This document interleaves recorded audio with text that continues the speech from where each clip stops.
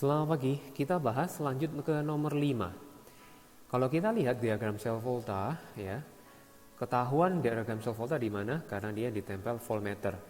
Kalau dia pakai baterai, berarti dia merupakan sel elektrolisis, seperti itu ya.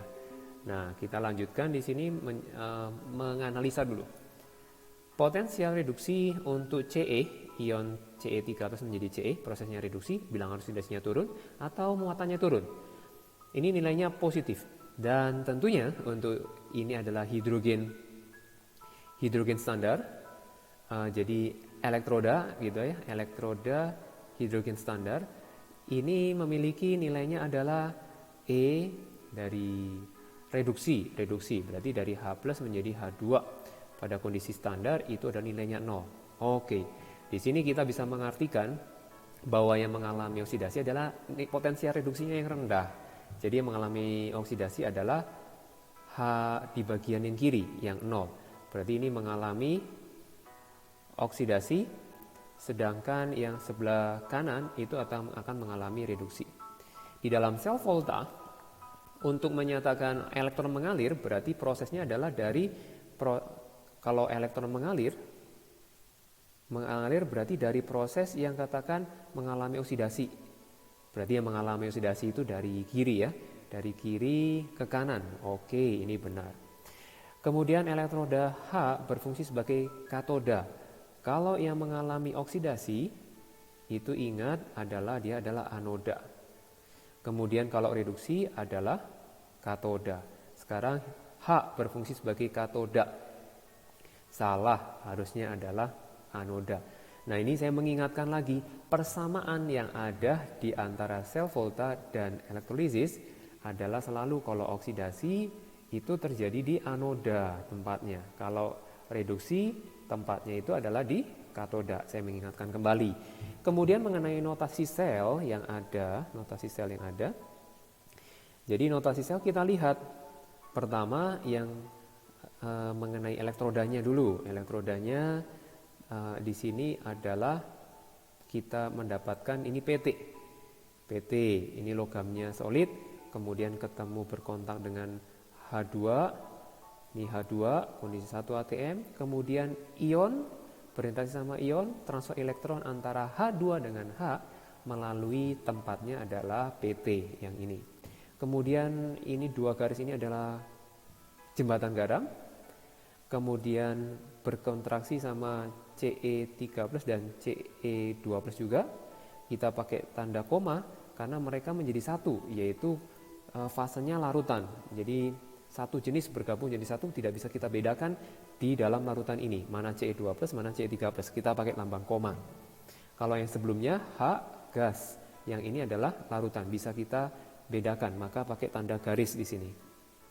Setelah ketemu larutannya, maka ketemu si PT-nya atau elektrodanya, yaitu PT di sini. Oke, ini adalah notasi selnya benar, memang demikian. Dia pada dibilang kondisi standar seperti itu. Nah, di sini nomor 8. Nomor 8 kita mau lihat mana yang memiliki mana yang cepat berkarat, mana yang susah berkarat, seperti itu.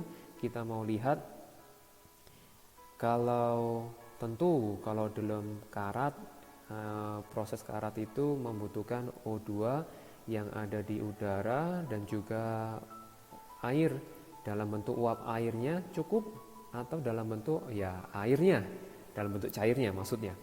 Sekarang kita mau perhatikan mana yang mengalami paling cepat. Ya, paling cepat berarti ada O2 sama H2O-nya ya. Yang ini ada berarti anhidrat itu adalah menyerap H2O, ini H2O mau dihilangkan, kita lewat. Ini ada air, masih mungkin. Ini ada minyak, minyak justru menutup kemungkinan untuk kontak sama O2 sama H2O ya, kita skip dulu. Nah, kemudian air ini walaupun tertutup tetapi H2O sama O2, H2O-nya udah jelas ada di air garamnya, O2-nya pasti ada terlarut karena di sini tidak ada informasi bahwa O2-nya itu dididihkan dulu sehingga mengurangi O2 yang ada terlarutnya. Nah, jadi mana yang lebih cepat berkarat? Lebih cepat berkarat ya tentunya adalah garam, ya, lebih cepat. Kenapa? Kalau dibandingkan sama air berarti kita compare 3 sama 5. Nah, 3 dan 5 mana yang lebih cepat?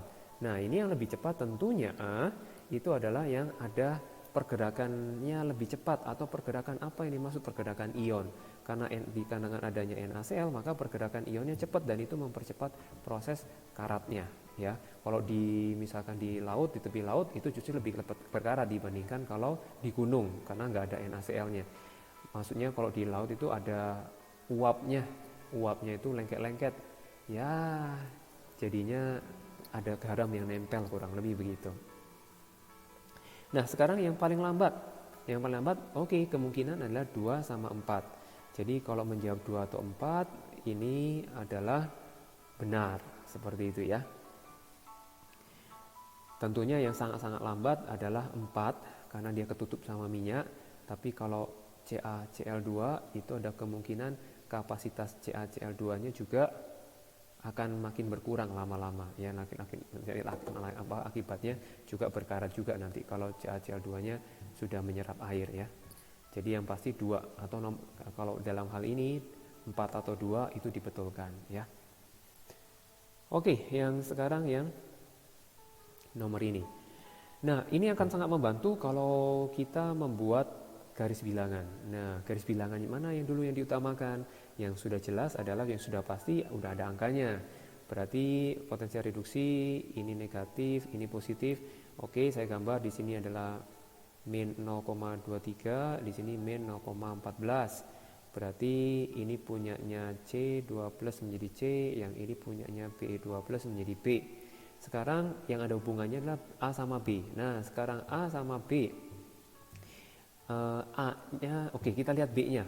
B-nya itu mengalami reduksi. Oke, kalau ketika mengalami reduksi artinya apa? Mengalami reduksi berarti B-nya harus di kanan. Nah, A-nya harus ada di kiri. Karena potensi reduksinya A itu lebih rendah kan, sehingga mengalami oksidasi. Maka jaraknya itu adalah jaraknya 2,05, ya. Jadi kita mengetahui susunan seperti ini, garis bilangannya. Nah, sekarang kita melihat, terjemahan, kita harus menerjemahkan, menganalisa kata ini. Daya reduksinya, dia sama dengan reduktor. Nah, ketika reduktor, dibilang reduktor terkuat. Reduktor itu mengalami oksidasi, berarti mudah mengalami oksidasi. Ya sudah, jadi kalau misalkan yang mudah mengalami oksidasi, berarti yang berasal dari kiri dulu ya, yang terkuat. Maka jawabannya adalah A, kemudian C, kemudian B. Tapi hati-hati yang terbalik. Nah, kemudian ini kita hitung. Nah, dari garis bilangan, supaya nyambung dan juga supaya efektif waktunya. Jadi untuk A sama C sekarang. A sama C. Oke, jadi kita boleh hitung dulu potensial reduksi untuk yang A-nya. Yang A-nya berarti min 0,14 dikurangi 2,05. Berarti makin gede, berarti minus 2,19. Kemudian kita hubungkan, koneksikan dengan C-nya, berarti min 2,19 jadi selisihnya ya, ditambah dengan 0,23. Ketemunya adalah min 1,96. Dan tentunya ini harus, yang ini kita lihat ya, A-nya mengalami oksidasi. Oke, oksidasi berarti A-nya harus di kiri. Berarti supaya kita nggak salah kaprah konsepnya, berarti potensial yang E-selnya adalah punyanya C, potensial reduksi C dikurangi dengan potensial reduksi dari A2 plus dengan A. Berarti ini nilainya adalah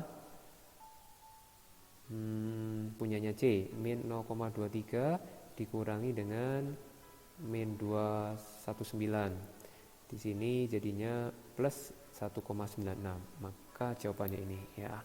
Oke, ini selesai. Nanti kita akan lanjut lagi di berikutnya nomor 10.